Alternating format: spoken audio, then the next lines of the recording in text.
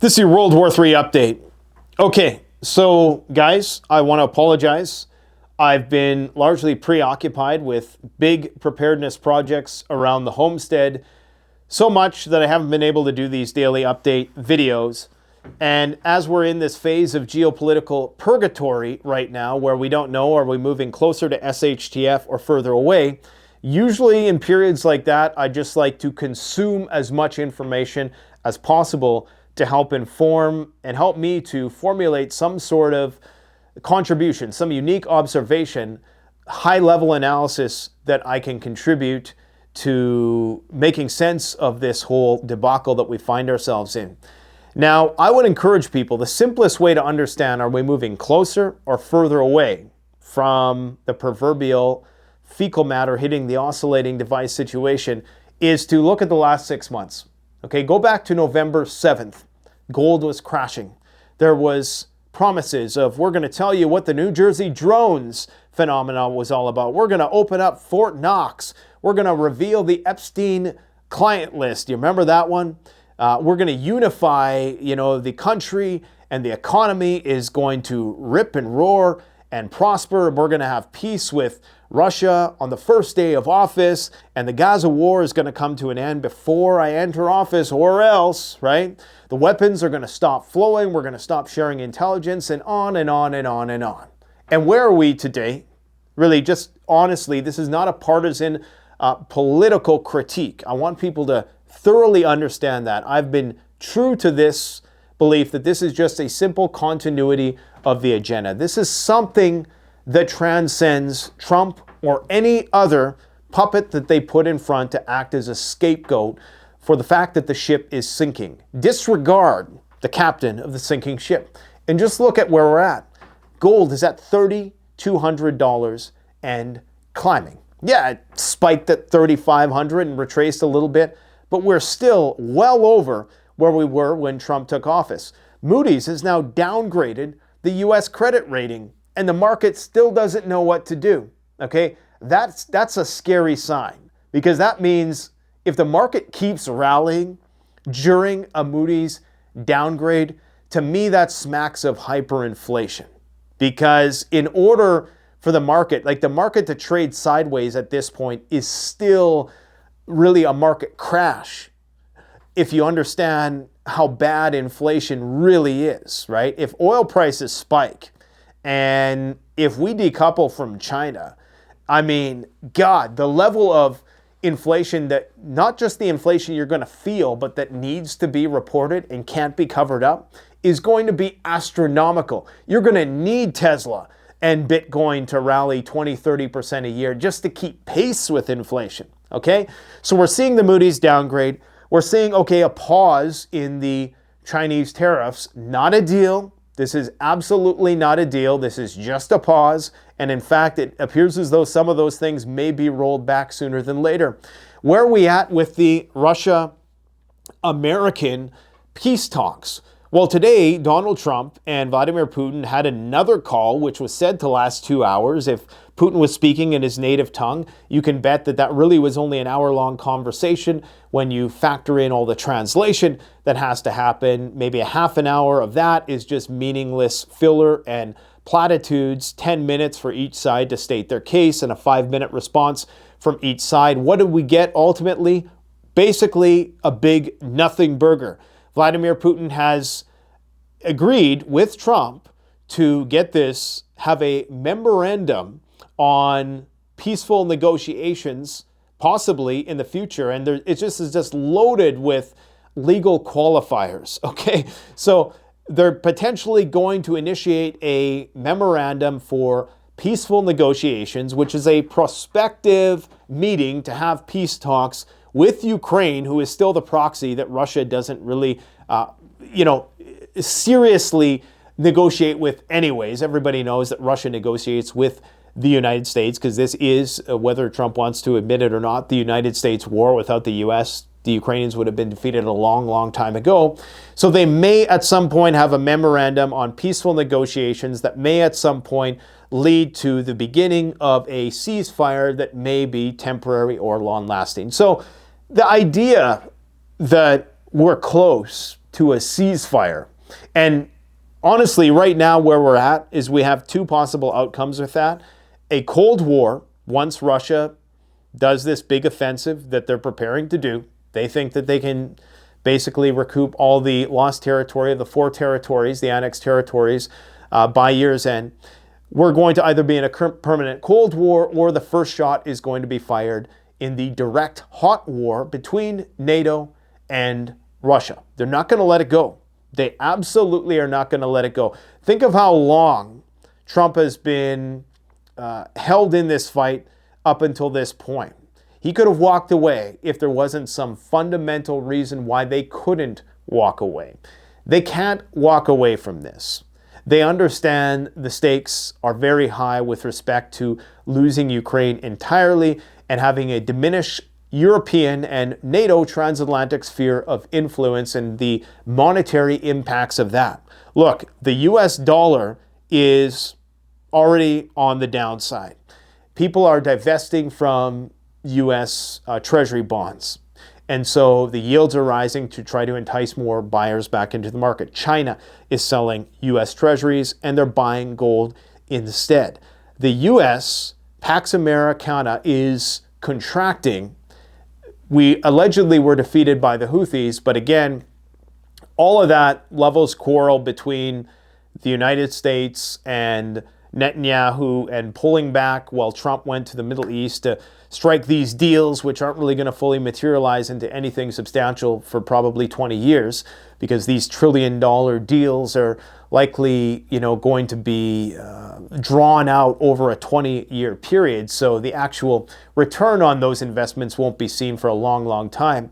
All of this was just a stalling tactic. They will eventually go to war with Iran, which on that front, they've now reached an impasse on enrichment. Witkoff and the American side is saying, you can't have any enrichment. The Iranians are saying, hey, we won't get a nuclear weapon, we promise, but we're not stopping in our enrichment. So basically, we're right back where we started. So nothing has fundamentally changed in 6 months. So, in fact, it's only gotten worse. But because we're doing this dance, and this happens in all bear markets, where you take 2 steps back and then you get a step forward and people think they won something. It's like a gambler's fallacy.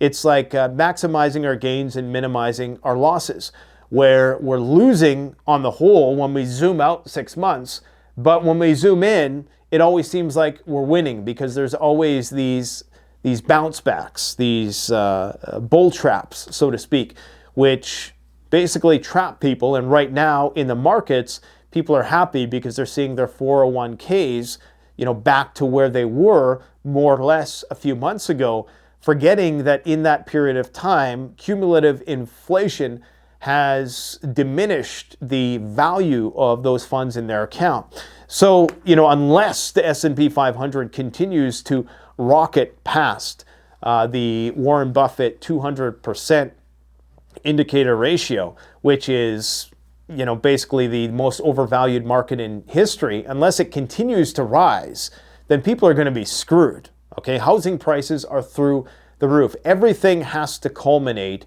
in some sort of precipitous collapse. It just has to at some point in time. The question just is, when is that going to happen? And I'm not just sitting around waiting for it to happen every single day, ruminating about the bad news. I'm actually getting out there and doing the work. Now, a lot of people, it's not enticing to watch videos about a guy who's engaged in preparedness.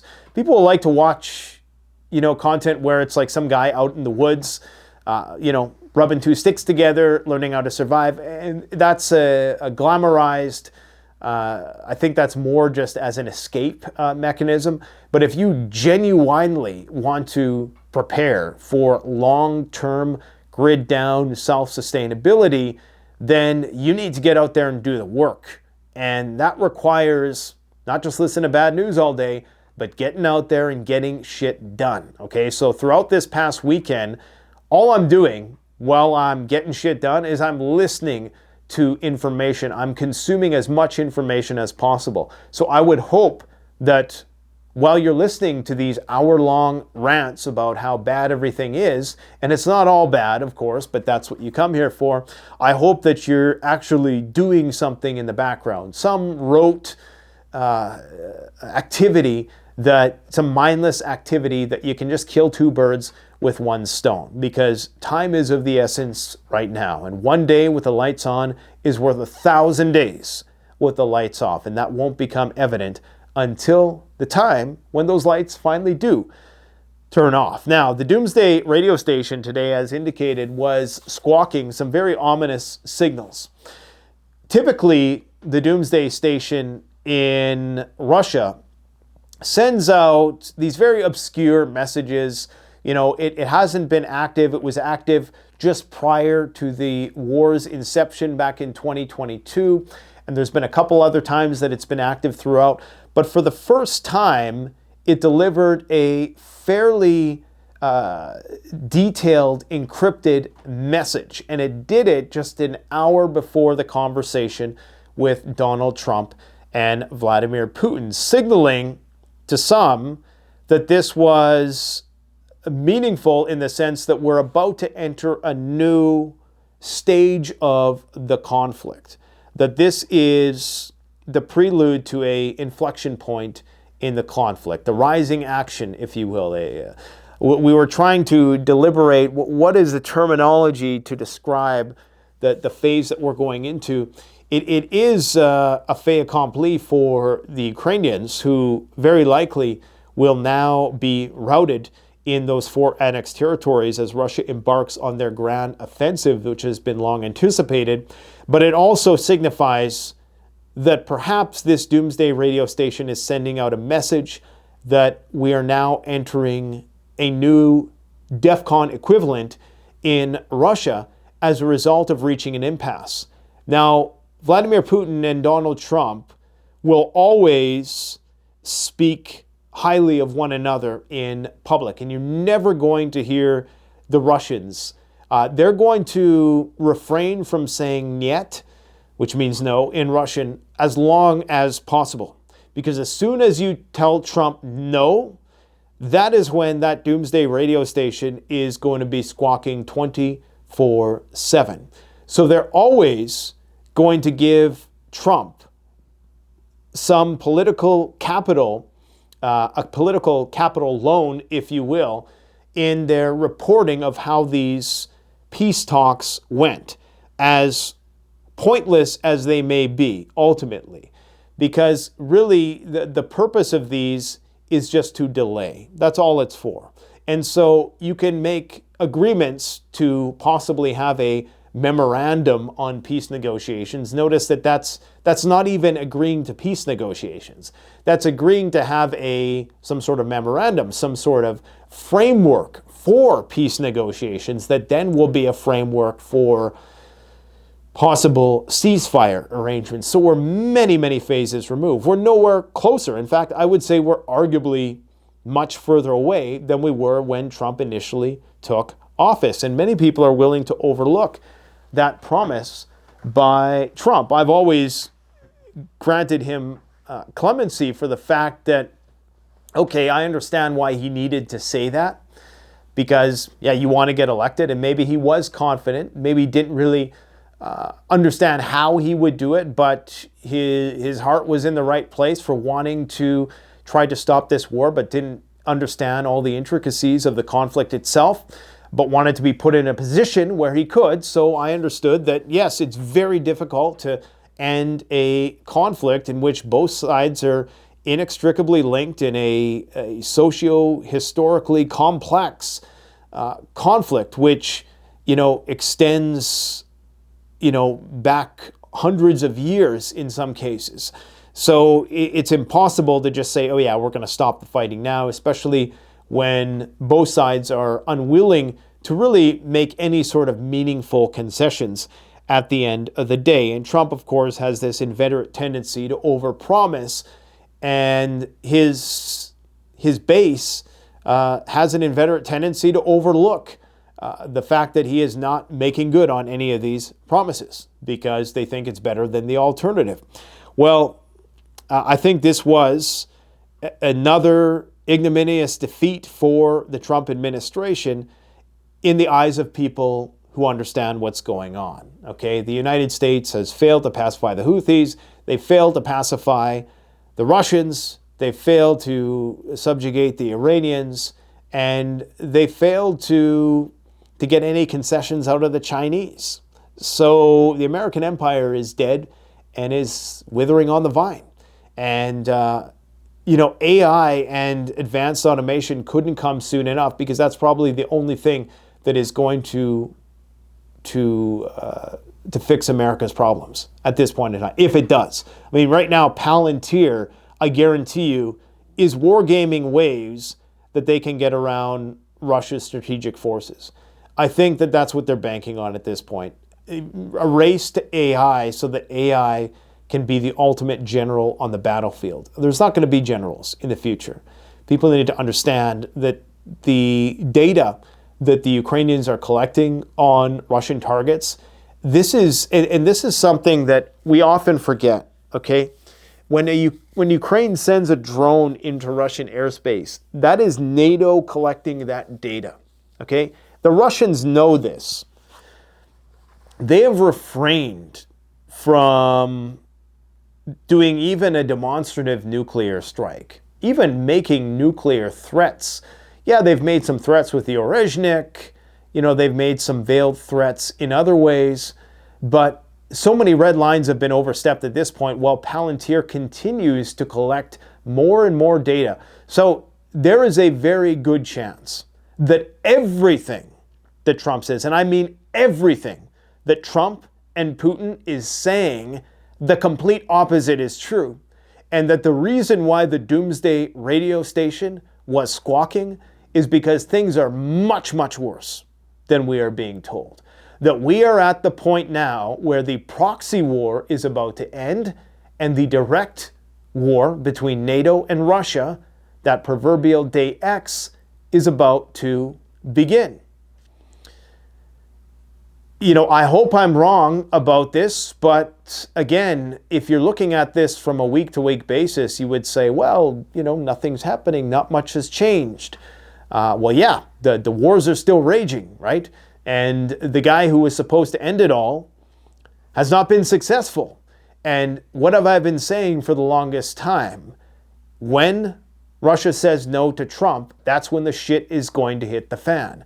Thankfully, the Russians understand what's going on, and they have a conciliatory enough tone to afford Trump enough political capital to kick this can down the road just a little bit longer. But invariably, they are going to have to make a move in Ukraine. The advance is underway, and eventually there's going to be a collapse of the Ukrainian armed forces, unless NATO puts troops in there. And that's the point where we're at. That's why they're so hell-bent on putting troops in there right now. So it really could happen at any time. I think this is going to be a very bearish week. As I've been saying for the last few videos, there's this tendency right now in the news cycle for really, really bullish news, like just irrationally exuberant news, and then 1 week later, everything is just, it's like the world is ending, right? So I wouldn't be surprised if this week we learn that, okay, we're going to tack on more tariffs, or there's some spat with China and Taiwan, and they acknowledge the impasse that they've hit with the Iranians on talks, that the Gaza war is going to continue to ramp up, that there's going to be a massive drone strike, or perhaps on a nuclear power plant. There's going to be some correspondingly extreme news to the downside. And it gets like this every single time. It's like increasingly more chaotic events, and then to kind of compensate for that, the following week it'll be this bullish news, but it's always trending towards chaos and entropy, if that makes sense. So to resolve all of this, they're going to engage in military Keynesianism and a war economy. That's the only ticket out of this situation, is build lots of weapons to stimulate the economy. That's how they're going to get us out of this ordeal. And a lot of those weapons are going to be automated. So again, AI, the convergence of AI with the geopolitical realities is just insane when you think about it. Because right now we are so close to a global conflict on multiple fronts. And we are so close to the machines being smarter than human beings. And you have those two things converging at this point somewhere in the future. And the question is AI going to make it more likely that we have a major clash or less likely? I'm leaning towards far more likely, because what the United States is doing now with their subsidiaries, who are, of course, not direct subsidiaries, but these are companies that are on the payroll of the U.S. industrial military complex, Palantir, all of the AI companies, NVIDIA, these are all, you need to look at these as military companies from this point forward, because they're solely for the purpose of getting the edge on the Chinese and the Americans. That's why there's this, and the Russians, that's why there's this race to artificial intelligence. So it's really a matter of who can build the best military general first, put it in charge of all the assets we have left, and pray to God that our decapitation strike that we've planned, in combination with whatever golden dome defense system we create, is going to see us be victorious in the end. So it's really fascinating times. All that said, I try not to get too caught up into this mundane world of human things, because at the end of the day, we really got to keep things in perspective. Life is short. We don't want to be looking over our shoulder every single waking minute of every day. We want to be out there enjoying life, and that's what I encourage you to do. And for me, my outlet to do that is doing work on the homestead with the family. That's my outlet, and it also happens to be constructive towards the ends of insulating myself from any future catastrophe. And it's a lot of work. This is not to glorify or glamorize the off-grid homestead lifestyle. It honestly is very hard, and in some cases, it sucks in a lot of ways. And most homesteaders won't tell you that. They'll just show you the front end of things. But at the end of the day, there's peace of mind in knowing that when those lights do go out, I'll have done everything I possibly can within my being to prepare for it. And it's a journey. It's not an end unto itself. And we try to enjoy the process as much as we can on this channel, which is why I always encourage people to go check out our more blue strip content. I know it's not just, hey, the end of the world is happening and this and that. Like over the weekend, we were doing a lot of work in our greenhouse. We did a video on that. We showed you some freeze-drying food ideas. We had some interviews, things of that nature. So we're trying to walk the walk here. And it's funny because people say, oh, you're just flexing with all this stuff. And it's like, if you know how much work goes into this stuff, I'm talking like 16-hour days, every day grinding, guys. It's not a flex at all. If anything, I am so far behind some people who are out there who've been doing animal husbandry and growing their own food. And there's people who are so far more advanced than I am. I'm just a noob when it comes to homestead stuff. And it's not a flex at all. I understand everything's green, the equipment is new. It's like the guy who goes and gets all the new stuff and it's not dirty yet. I get that. I'm not an expert, but I'm trying to get there while the getting is good. And it's throughout these periods where some people want constant motivation, these panic preppers, constant affirmation that they're on the right track and that they're not just wasting their time prepping. So they need to keep seeking out doomsday information to continuously fuel. It's like gas in a gas tank, Me, I'm running on nuclear power when it comes to this prepping stuff. I mean, it is intrinsic, inherent within my being to want to be self-reliant. The news could be great. It could be green for years, and I would still have that same underlying motivation to prepare. And some people are never going to feel that. But I guess that's what differentiates the panic preppers from the macro preppers, or the people who, this is in their blood, right? People who don't need any motivation. They can just intuitively understand where we're at, and that we're living in interesting times, as the Chinese would say. So do we even need to dissect Donald Trump's tweet where he was talking about his conversation with Vladimir Putin? I don't know. Just completed my 2-hour call with Vladimir Putin of Russia. I believe it went very well. I believe it went very well. Notice he didn't say it went very well. And this, for such ambiguous speech for Trump, who typically bloviates at times like these and, exaggerates things, I'm starting to suspect that call probably didn't go well at all. And there's a reason why the Doomsday radio was blaring out just an hour beforehand. Russia and Ukraine will immediately start negotiations toward a ceasefire. Well, they already have done that. They already did that. They started that in Istanbul.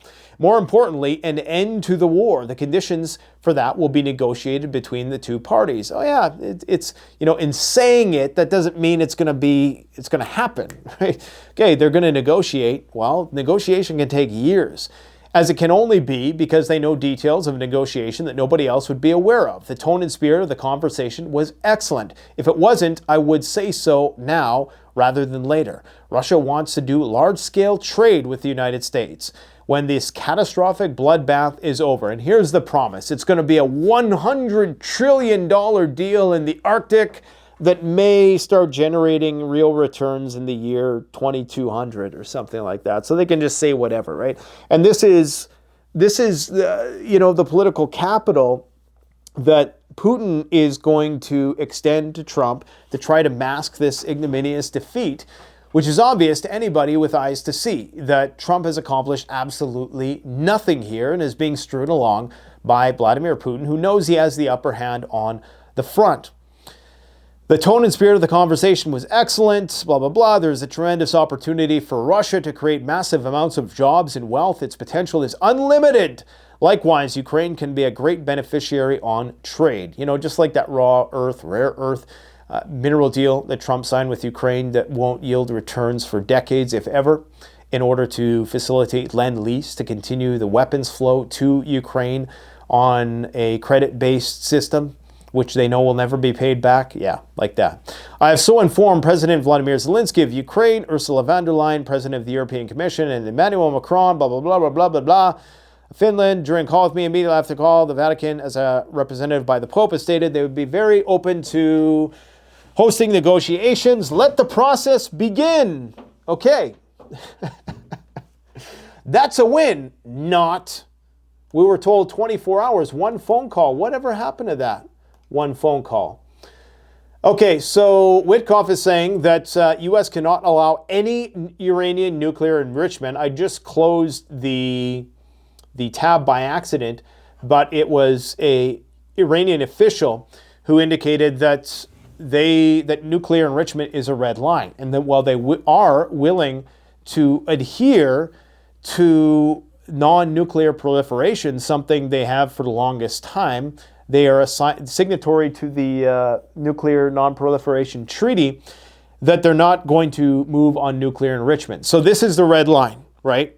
The Israelis and the Americans, despite this phony lovers' quarrel between Netanyahu and Trump, which is all for show, it's pure theater. We have a continuity of agenda that is exactly the same under Biden as it is now under Trump.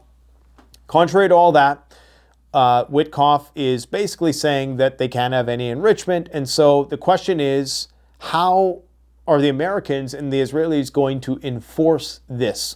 Well, Israel is moving very fast right now in the Gaza Strip to completely ethnically cleanse that region right before all of our eyes, which is surprising. And I think they're trying to wrap that up before shit really hits the fan with Iran.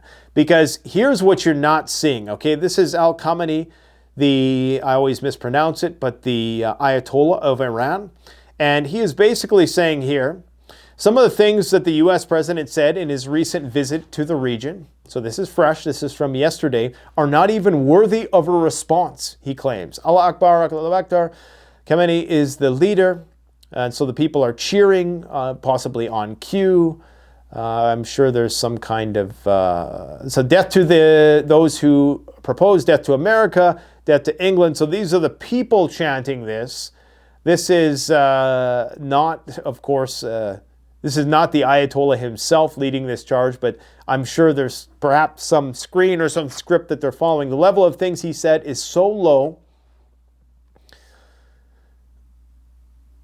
that it shames the speaker himself as well as the American people. And in addition to the theocratic leadership of Iran sending these very strong-worded messages to the United States, the political class has also chimed in as well. Let me see if I have the exact statement from the president of Iran. President Pezeshkian threatened to close the Strait of Hormuz, saying that if you block our oil, we will block the world's energy. So despite the fact that the Harry S. Truman USS aircraft carrier has left the region, likely as a result of possible damage incurred by Houthi attacks or a depletion of weaponry, there still is strike carrier groups in the region. There still is a lot of U.S. firepower within the region. So the Iranians are still on a very high state of alert, especially now that the Israelis are trying to wrap up their offensive with one final offensive into the Gaza Strip region, fully ethnically cleanse the region. Trump is saying, we're going to help you facilitate the transfer of these people to Libya, 1 million people, which of course will ultimately make their way towards Europe, as they always do. Remember, Gaddafi was kind of the cork that prevented, it was the bottleneck that prevented people from migrating into Europe. And they took out Gaddafi, and that whole wall collapsed. And so the floodgates opened for mass illegal immigration into Europe, and the same thing is going to happen here, right?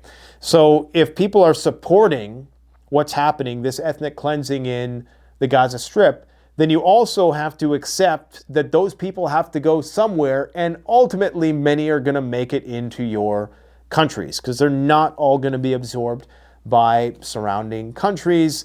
Arguably, it makes perfect sense that they shouldn't have to be, because they shouldn't be expelled from their land. But that's another question altogether. Yeah, I know, blah, blah, blah, October 7th, how many tens of thousands and hundreds of thousands of casualties do we need to incur before things are even Steven? It appears that there's no end. You know, it's interesting to me, an observation, just as an aside. Evil seems to be magnified as we evolve. Like, there was a time when, maybe back in the, I don't know, what is it called? The Paleolithic, the period where, you know, we weren't even in civilization yet, where we were just nomads. The extent of the evil that human beings could commit was, you know, maybe one guy bludgeons some guy with a club or a rock. They didn't even have stabbing tools at that point in time. And then as you go up into the ages, the industrial scale of evil gets bigger and bigger. And I was thinking about this as I was rewatching The Walking Dead. And you'll notice that in the start, the gangs that they encounter, first they're on a small scale. Like they're, you know, like these, I think the Vatos were the first gang that they encountered, the small Spanish gang in the city. And, you know, then they encountered the Governor, which was a slightly bigger community. Then they encountered Alexandria, which was a slightly bigger community. Then they went to that other community. There was like this connection of communities, this, you know, that were loosely connected. And at every point, every step up the ladder, there was bigger and bigger atrocities committed. So the villain was in control of more and more people. Ultimately, towards the end of the series, and spoiler alert, if you haven't watched the extra part of the Walking Dead series with Rick and Michonne, well, there's this big city. I can't remember what city it is, but essentially the level of death and destruction caused by what appears to be the most civil society that emerges in the wake of this apocalypse, the atrocities committed by them are the most objectively bad and dehumanizing, meaning they still have advanced weaponry, they have helicopters, they have missiles, and they just engage in wholesale extermination of anybody who is outside of this city, regardless of whether they're dead or alive. Okay? So, you know, the question is that's us, essentially. We are here, we are insulated from it all because we do a lot of our killing remotely. We think we're civil, but in order to achieve this level of civility and order, we have to commit, it would appear, mass murder everywhere else, and they're doing it in plain sight. They're literally doing what was conducted in the camps, maybe not as quite extreme as in World War II, only they're doing it right now in 4K and everybody can see it. Back then, arguably, it wasn't as widely known what they were doing. And had it been widely known, perhaps, you know, people would have taken action much sooner than they did. So what I'm trying to say here is, you know, as we enter into the artificial intelligence age and we progress technologically once again, the atrocities that are going to be committed are only going to be worse and worse, and the dehumanizing effects of all of that are only going to be worse. So how we prepare ourselves for that is a mystery, because going off grid is not going to suffice. They want to make sure that there is a cop in every home. That's what this is all about. They want to put a cop in every home. That's what these robots are about, these humanoid robots. Apparently, Tesla says this is unedited. This is the Optimus robot doing some dances. Haha, it's so fun. The robot is dancing. They want to put one of these in your house because, think about it, they'll be able to know everything that you're doing. And if you get out of line, who's to stop this robot from apprehending you? Right? And now what I'm talking about is probably many years into the future if we can last that long.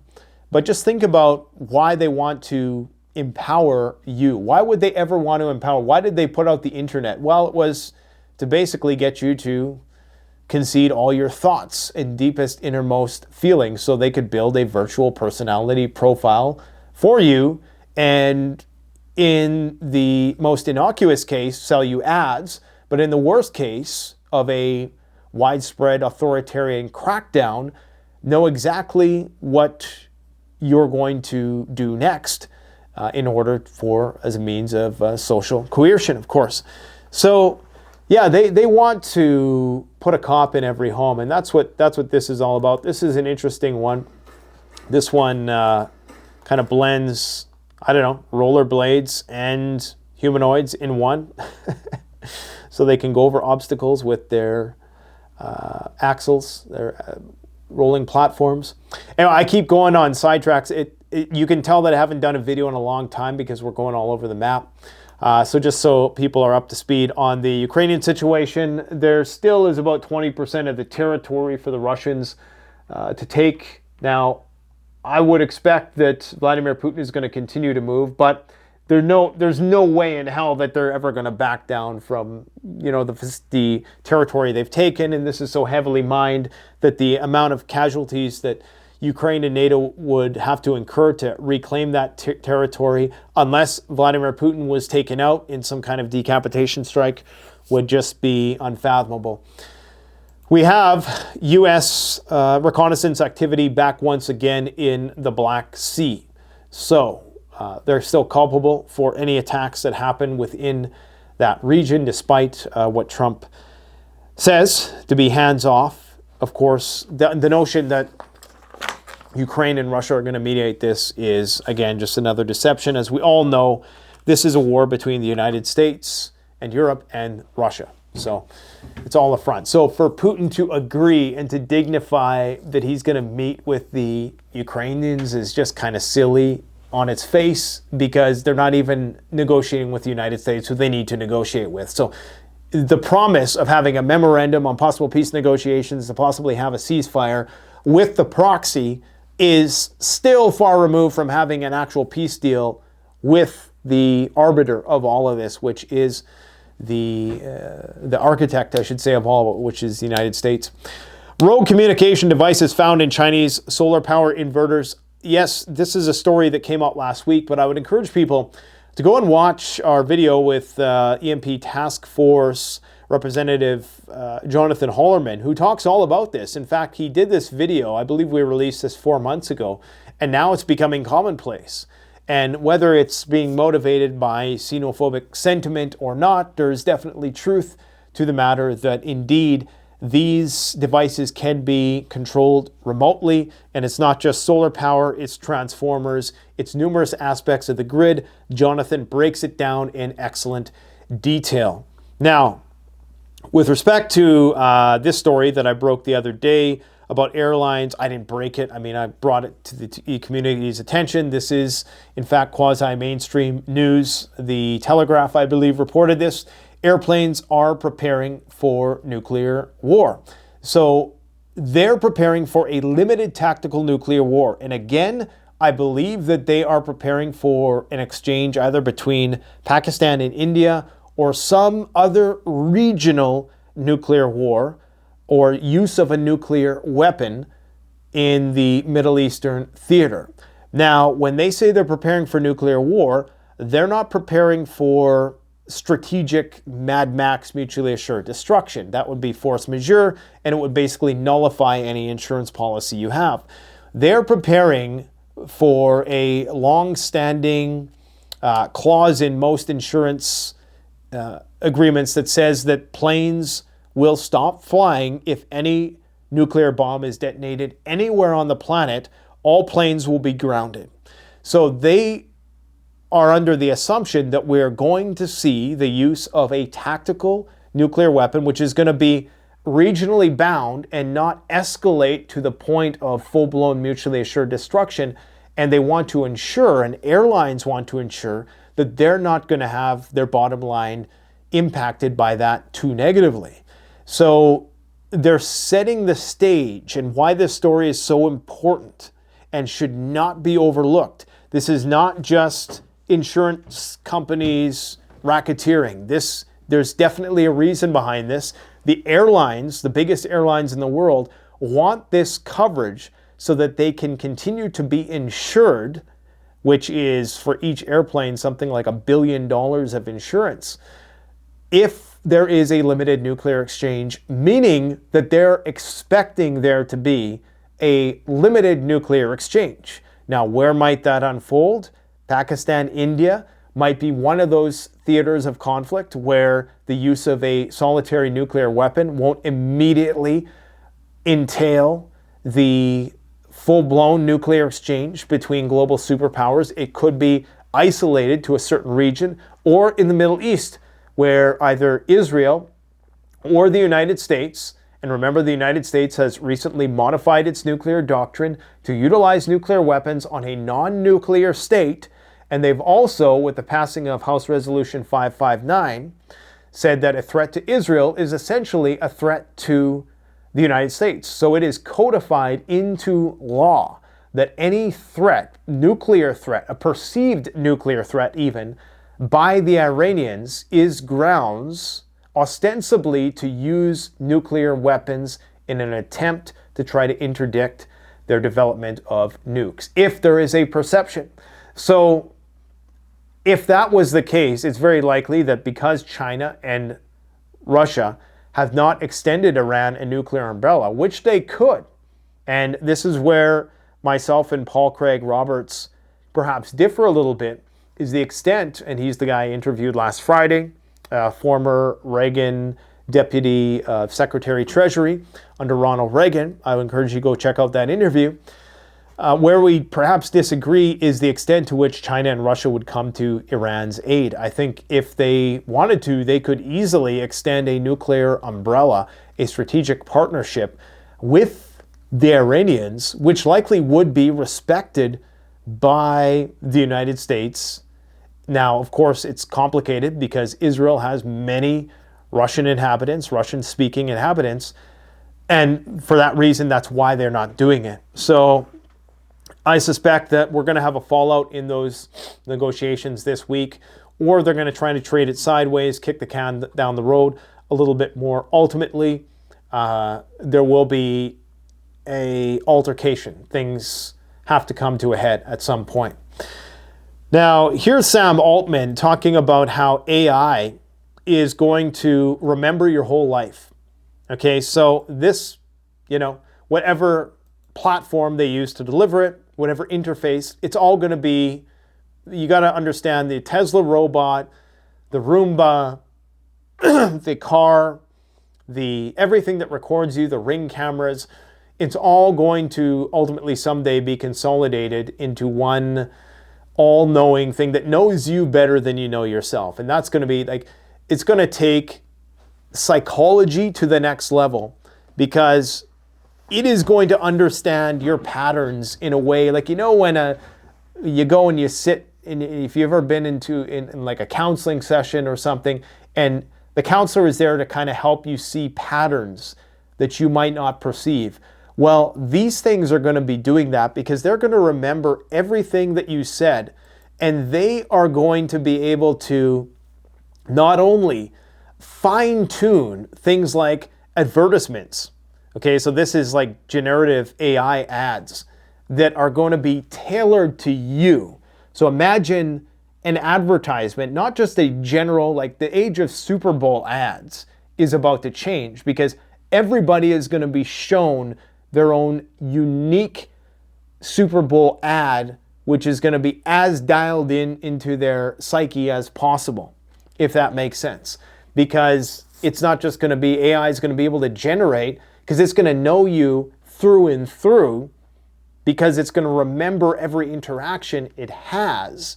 Now, they don't have the data center storage for that yet, but that's what they're trying to get to.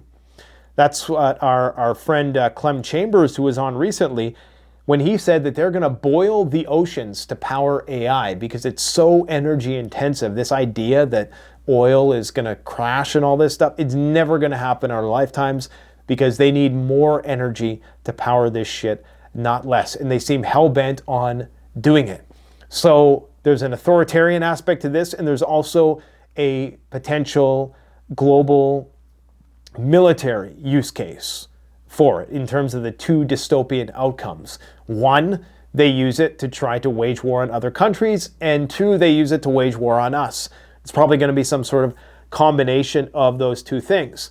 But it's going to remember every conversation have you ever had, every book you've ever read, everything you've ever done. It's going to be, and think about it, your phone already kind of does this. So all that data, in terms of even your location data. I mean, I'm thinking right now of Google tracking your location data. It knows every day you go to work, you come home. If you're looking at it from like a bird's eye Google map view, and you I think you can actually do this. You can go back and you can let Google replay your history, because it's tracking your location right now. And it'll show you in really, high-speed time-lapse mode where you went. Oh, you probably went homework. Oh, you went to your grocery store. Oh, homework. Oh, you went to your buddy's place at one time. And in doing that, it can map out probably where you're going to go before you even realize what you're going to do, because it knows, it's seeing so many moves ahead. Probably knows when your next bowel movement's going to be, to be brutally honest. So all that said, know the technology, understand the technology, because it's inevitable that you are going to be faced with it, and you can try to avoid it for as long as possible, but usually all that means is that there's going to be some holdouts who are still using flip phones, but there ain't that many. You know, a lot of those people who said, I will never use social media, I'll never use a smartphone, you know, they always ultimately concede. And even if you don't, at this point in time, you're going to have to go deeper and deeper into the forest to get away from all of this. So it's probably best to try and not join them, but understand how it works. You got to be John Connor if you're scared of the rise of the machines. The only way to know how to destroy the machine is to become the machine to a certain extent, or understand the machine. Here's the U.S. home price history. Here in Canada, there's all kinds of weird shenanigans going on. So they're going to start building government projects in order to not impact the obscenely hyperinflated housing prices that everybody's grown accustomed to here, because that's really all people have at this point in this country, where, you know, the cost of everything is just completely out of proportion. And all people have is the equity that they've developed in their home, which is artificially inflated for a variety of reasons that I won't get into. So they don't want to crash housing prices, which have to crash, right? Housing prices have to come down closer to reality. And if they don't, that means that Gen Z is going to be completely priced out of the market until, I guess, they inherit their boomer grandparents' properties and real estate. But this is where we're at right now. We are in a major housing bubble in the United States. In some places it's coming down, but in Toronto I think it's coming down a little bit. There's a condo, something happened with the condos there, but by and large, housing prices in Canada, it needs to burst. And, you know, this is just, it's capitalism. I mean, if you buy a house and if you like that house and you're going to stay in that house, then, you know, why, what does it matter, right? I guess just keep making your payments, and people are worried they're going to have to sell. And I get the whole thing when your mortgage exceeds the value of the place. I get that. Maybe they're going to have to work something out. Either way, Buffett is divesting from the banks, Citibank, Bank of America, Capital One. So the writing's on the wall, and they're still, for some reason, going to increase the price of food. This is on the CBC. I wonder if all the people who voted Liberal seen this coming. Canada's largest grocery chain is warning Canadians that we're going to have to pay more for groceries, and soon. And Donald Trump's tariffs are to blame. Oh, really? I thought the tariffs were paused or something like that. I thought Carney and them made good on all that. So, you know, they're just going to keep squeezing the Canadian population. And unfortunately, because we're idiots, to put it lightly, we have to endure this for at least another 2 years. Okay, people are sharing this nonsensical story about how gold prices are going to crash because the scientists at CERN, Large Hadron Collider, have successfully transformed lead into gold atoms, achieving an ancient alchemist dream through modern physics. And they put this very misleading picture there of a guy holding what it looks like a few grams of gold. Incredibly misleading. This is going to have zero impact on the price of gold. But of course, all the Bitcoin bros are promoting this as though this is bearish for gold. What they were able to do was, for the fraction of a second, they were able to convert a few atoms. Okay, a few atoms. I'm not sure, you know, how many, what the exponent is for how many atoms are in an ounce of gold, but it's something like 10 to the 15th power or something like that. So they were able to transform a few atoms of lead into gold for a fraction of a second before it dissipated or vanished or went back to its original form or something like that. Now, in theory, it's proof of concept, sure, but the amount of energy, the amount of physicists, the amount of money, we're talking about billions of dollars, copious amounts of energy, copious amounts of, professionals, intellects, physicists who are required to convert a few atoms for a fraction of a second. So you're talking about like quadrillions of dollars if you were to actually do the math to create 1 ounce of gold, So, I mean, we're nowhere near being close. Now, maybe AI is somehow able to, at some point, and perhaps this is going to be the thing, this is going to be the thing that nobody foresees, is that AI is going to find a way to convert things into gold, and like in the way that they were able to efficiently grow diamonds in labs, but this is nowhere near that at this point in time. Not even on the map. This is just a silly story all around, so disregard. As indicated, Moody's has downgraded the U.S. credit rating. I mean, this is the writing on the wall, right? This is the first time in history this has ever happened. They've been downgraded by other institutions before, but not Moody's. So what more do we need to know? The U.S. is in trouble financially. Scott Bessent doesn't seem to think so. Let's see what he has to say. I think that Moody's is a lagging indicator. I think that's what everyone thinks of credit agencies. Larry Summers and I don't agree on everything, but he said that when they downgraded the U.S. in 2011. But this is different, right? This is Moody's. Throughout that 2011 period, Moody's didn't downgrade the U.S. Now they are. So it's a lagging indicator. And just like Sean Duffy said with our air traffic control system, we didn't get here in the past 100 days. It's the Biden administration and the spending that we have seen over the. Now, I do believe this guy is fairly competent. You know, people speak fairly highly of his capabilities. And if anybody is thinking long term with respect to this, it's probably this guy.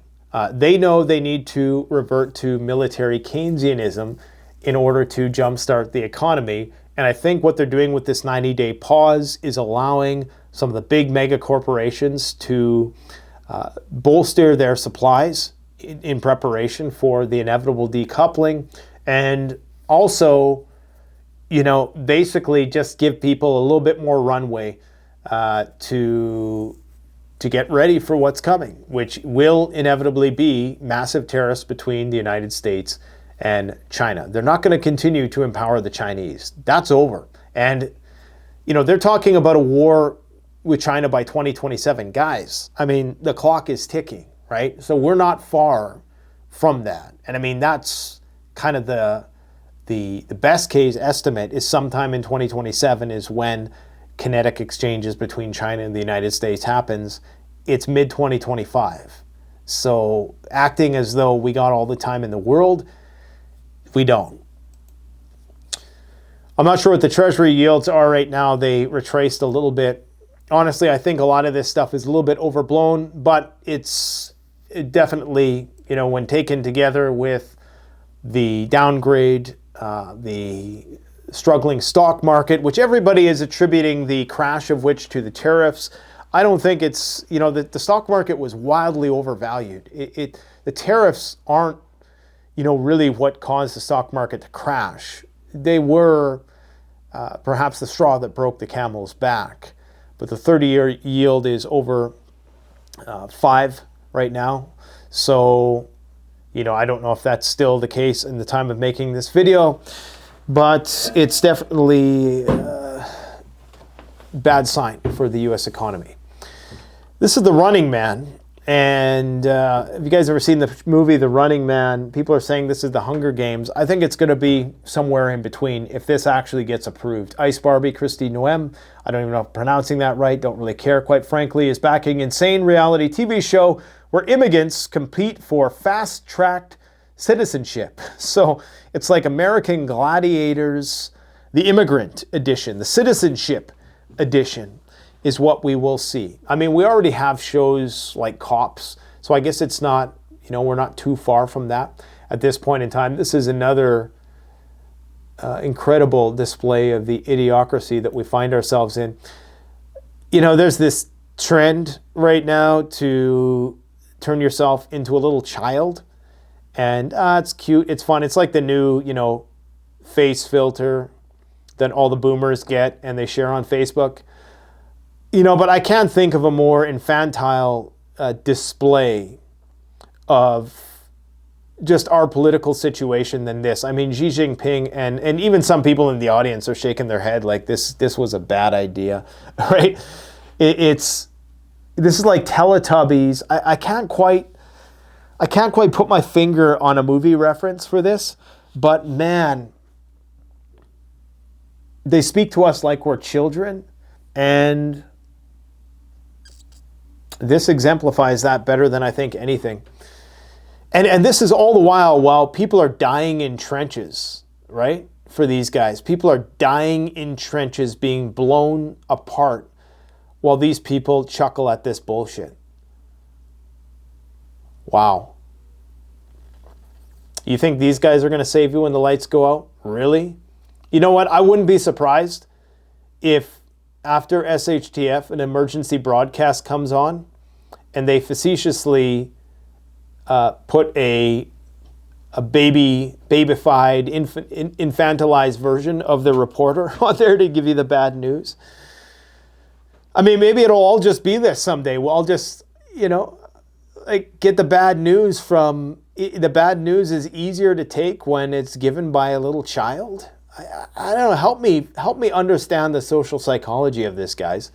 This is crazy. Okay, so there's this video going around, okay, on Twitter. And, it's 3 years of preparing. The guy's showing all his preps. It's a good haul, right? There's some things, there's some shitty Ys and there's some knockoff parcel safety gas masks, which are a total ripoff of Mirror Safety. Go with Mirror Safety instead. And, people are giving this guy flack. And, I've been doing the videos where I've been responding to troll comments, but maybe it's better that I do it to these videos, because then that kind of takes me out of the equation. So here's somebody, Waba the Hut. This is what they have to say. Criticizing this guy's video, 3 years of preparing. I don't even think it's this person's video who posted it. It's just a video that, has gotten 1 million views on X. You're not preparing or preparing. You're not prepping or preparing. You're gathering resources for the strongest group that will be left. Semi-militia, violent gangs, your local remnants of the police force will have access to what's left of the armories. They won't play by the rules, and it won't go how you think. And for me, this is what people say to make themselves feel better who haven't prepared at all, because they want to bring you down to their level, right? I'm not prepared. They're looking at all this work that this person has put in, which, it's mostly organized. But again, I'm not going to throw shade on it. It is what it is. They're preparing, right? This is what people have to tell themselves to rationalize their lack of preparedness. They have to make up this thing that, it's pointless to prepare because the police and the good old boy brigade is going to come around and steal all your stuff when shit hits the fan. Yeah, I mean, it's that, or you're standing in a bread line, right? Now, at least you have a fighting chance in the other. This is not to say that we're oblivious to the realities that they're articulating here, but this is a very fatalistic point of view. Let's see what else. At some point, prepping is proof one is not putting their faith in God. Didn't God tell Noah to build the ark? Me and the kids, we watched, what show is that? Not Bruce Almighty, Evan Almighty the other day. Yeah, fun family show, right? Kind of, completely implausible, even from the perspective of building an ark, but it was a great show. But this idea that, put all your faith in God and don't do any physical preparedness, well, don't do anything then. Don't work. Don't come on the internet and write shit. Something I fail miserably on my prepping endeavor, and that's water. Prepping is 80% of dry goods, dehydrated, freeze-dried. Yeah, water. There's lots of solutions for water. 1,000-liter totes. There's waterful barrels. You can constantly cycle them out so the water isn't stagnant, collecting algae and bacteria. You can do rain catchment. You can dig a well, depending on where you're at. Obviously, you can't do that in the city. But there's a lot of ways. But yeah, we've done many videos on water. Almost none of that will last 5 years. So most of the jarred stuff on the shelf will only last 2 years. Bullshit! Did you know that canned food will likely last, I don't want to say indefinitely, but they've found canned food. There was a Mississippi ship that went down, and I did a whole video on this years ago, from the 1800s, and the food was still edible and full of nutrients. Okay, they found rice in Egyptian tombs that is still edible. So this idea that, these people just making excuses. Listen to this. You spent all this free time and money preparing for something that will probably never happen. And how much money did this motherfucker spend on season tickets to some bullshit game and their team didn't even win? Really? I mean, he bought it. do you go up to everybody who makes a big purchase like a Ferrari or a crystal chandelier or a RV? Do you go up to these people and say, well, this is just a waste of time, right? No, because that would be stupid. This is people rationalizing why they're not prepared. I guarantee you, all of these people, they're gonna continue to go down this rabbit hole someday. This is the first step. This is denial. Remember, the 5 stages of becoming a prepper. And if this guy ever got a bacteria infection or anything medical, he's toast. Better than most for sure, though. Props that. Yeah, have you ever heard of Jace Medical, bro? You ever heard of antibiotics? You can get the shit. You can get it right now. We've talked about it. These people think they know everything. With that amount of ultra-processed foods, they won't survive a year. Well, you're going to be eating hollowed-out rat carcass, rat testicles, okay, that are probably contaminated with untold levels of alpha-beta radiation. That's what you're going to be consuming, bro. Well, Buddy is munching on his MSG sandwich. I would rather die than go through all of that. What's the point? Yeah, bullshit. I doubt it. Okay, let's take a bet. When the shit goes down, conservative, not MAGA, we're going to make a bet. We're going to see if you hold true to that. Now, if people are that weak-willed, that they're not going to go down without a fight, then man, I'm just going to end that conversation there because I might say something that gets me in trouble. Buddy spent $1 million on his preps. Not quite, but, I'd say definitely north of 6 figures. Way too much work. What's the point? Neighbors probably be the first to try and rob you. Well, there's always for that issue. People are like, Nate, what do you mean you're going to shoot your neighbors? No, I don't want to do that. But, this is a hard reality of life. If somebody is coming to take your stuff and kill you in those types of situations, then you're going to have to do something in response. Blah, blah, blah. You'll want to keep this in mind. Executive Order 13603 signed in 2012, which gives the president sweeping authority over just about everything: food, fuel, energy. Yeah, it's preeminent domain, War Measures Act stuff. Whether or not the government is actually going to be able to, that's going to be enforced on the municipal level, because the federal government is not going to be going around to preppers' houses and, stealing your emergency food. So that's not how it's going to work. But yes, the government could claim preeminent domain and confiscate all your shit. That's a possibility. We've discussed that on the channel before. That doesn't mean you just leave it all to chance. These are just excuses from the what if ninjas. I hope he has a way to clean the water in that plastic. Long-term storage and microplastic is no joke. Yeah, that's going to be the least of your concerns when you're dying of dehydration, is microplastics. Broadcasting your prepping is the worst idea ever. Really, do you know where this guy lives? No, he's showing you some shit in his basement. You don't know where he lives. Now, of course, with me as a public figure, I already crossed that bridge a long time ago, okay? So I've had to take extra security precautions as a result of that. But, broadcasting your prepping is the worst idea. Again, these are just excuses. One excuse after another, right? People saying it's a complete waste and blah, blah, blah, blah, blah. One guy is saying, as a prepper, even I think he has way overdone it here. I came to the point of realization that if some legitimate preparing for months isn't enough to carry, blah, blah, blah. So yeah, okay, you can make that argument. I'll show you an example of a person who did go overboard. This guy, okay, neighbors complain that this guy has gone too far. So I hope that my sandbag video is not what compelled him to surround himself with sandbags. I don't know if he lives in a flood-prone region. At first I thought maybe that's what this is.